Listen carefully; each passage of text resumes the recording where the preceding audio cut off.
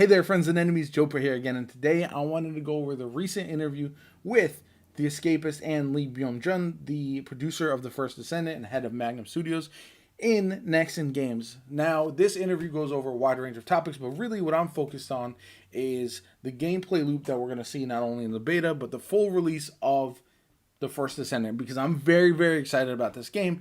However, there are some questions that we still have leading into the beta and things that I am hopeful for and I can't wait to see more of. So, jumping right into it, they talk about how they take inspiration from other games in the genre. You'll recognize some aspects of this game if you've played Warframe or Destiny or Outriders, any of those types of games as well, which is nice. I think it's important to take aspects and use inspiration from games that have been successful and have a fan base and make players of looter shooters feel a little bit comfortable while also bringing your own unique design. And they do that with the character model. So what they're doing with characters is kind of similar to Avengers in that each character is going to be playable separately. I think probably going to level them up separately as well, although they haven't gone over the leveling system as of yet.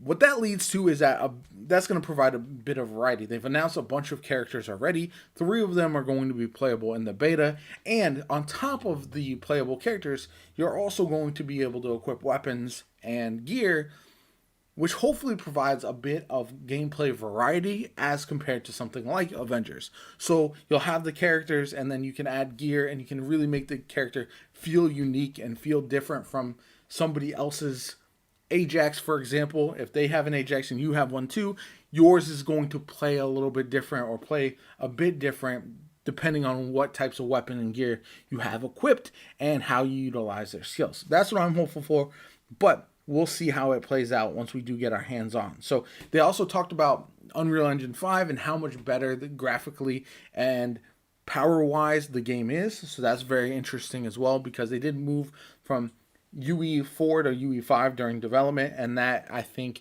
has made the game look absolutely stunning from everything that I've seen so far. So it sounds like the gameplay loop is going to consist of acquiring the characters, so you're not going to have all of them unlocked right from the beginning, and then also getting various gear as well. So if you go take on a raid and you're missing a character and that character is good against that raid boss, next time when you unlock that character and you add specific gear to that character, the raid is going to be a bit easier. So that's something that's I think is a very interesting take, because it kind of makes you choose which characters you want to not only unlock, but also which ones are going to be best for which activities. Because if you have multiple characters unlocked, you can kind of juggle which one is going to be best, because the raids are going to be 4 players and not able to be done solo. So you're going to need to have a variety of characters. Say someone else wants to run the character that's your favorite, and then you don't want to have too many overlapping skills, so you can all take on parts of the raid and contribute in different ways. So the standard typical PvE that they have is not going to require co-op, but you can play it co-op, which is nice. It's an option. However, the monster bosses, the massive raid bosses that you are going to fight, does require a co-op team. Whether, I don't know if there's going to be specifically matchmaking or an in-game LFG. I would assume there'll be matchmaking from the sounds of it. And there's also going to be a normal and hard mode for co-op to kind of vary as well. So that's one thing where if the hard version provides solid rewards, it's going to be worth running.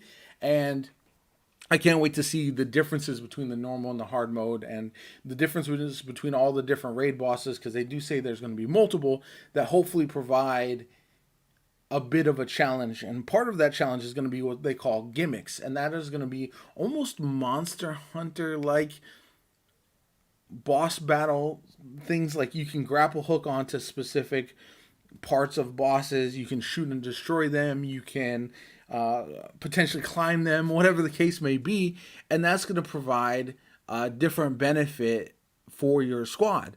So say you're able to grapple hook onto the boss's back and shoot it from up top. Maybe you stun the creature, and then your allies can take care of it, do some more damage to a crit spot, whatever they do. There's going to be a lot of variety there from the sounds of it, which I think is huge.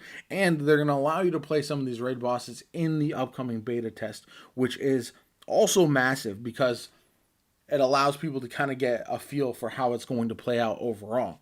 Now, you can play the game solo, but a lot of the harder content is going to be co-op only. But like I said, it does sound like there's going to be some kind of matchmaking because you have to set it to private mode in order to play the game alone, or you set it to public mode to play with other users and enjoy co-op. So they've designed the game around co-op, meaning that it's going to scale for co-op difficulty, which is going to hopefully not make it too difficult for solo players, because I do think the solo experience is necessary, especially if you just want to level up and grind materials or whatever you need for certain characters. So that's something I'll be interested to see, because when you're playing, unfortunately, co-op with random players, it can get a bit dicey if they're trying to speedrun something. You're taking your time trying to get certain materials, you're trying to farm certain enemies. So that's one thing to keep in mind that I've learned from games like Destiny when you do have co-op gameplay. So there's no like easy, hard, medium difficulty options in the game necessarily. It'll be scaling like we've seen from other looter shooters, which makes sense. And one of the big aspects they touched on is whether the free-to-play model is going to really hinder the game because of the monetization, because Nexon has a bad reputation for over monetizing their games. And what they've talked about is that the game will probably be monetized similar to other free-to-play titles. So whether it's a battle pass that we see, or whether it's cosmetic only and people are upset because some of the better cosmetics are in the store, I think there's a certain level of necessity to do that if you want the game to not only succeed now, but also more content to be produced down the line.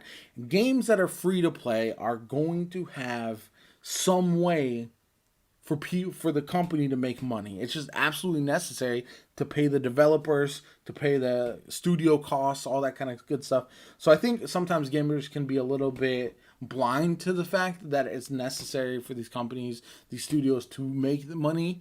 And if they don't make enough money, then obviously they're not going to be producing as much content in the future. So if you enjoy the game and you spend some money on it, then you're going to be seeing more content down the line. And that's just something to be aware of. They're trying to keep it as away from pay to win as well, which is really, really good. So the paid products are not going to include like characters, equipment, and stages that are needed for gameplay. So that's pretty huge. We've got the beta coming up later this month, which is awesome.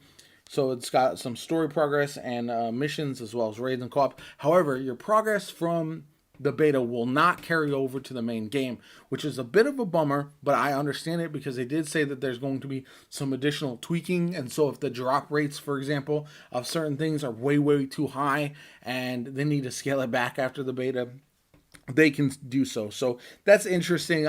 Like I said, kind of a bummer, but I do understand that.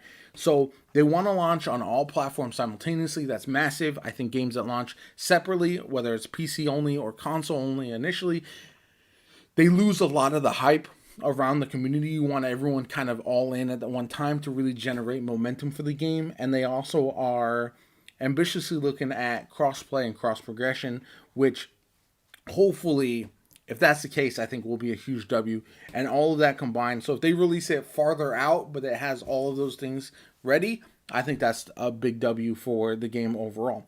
Anyway, I think by and large, I'm excited about the First Descendant, and I can't wait to see more from the game.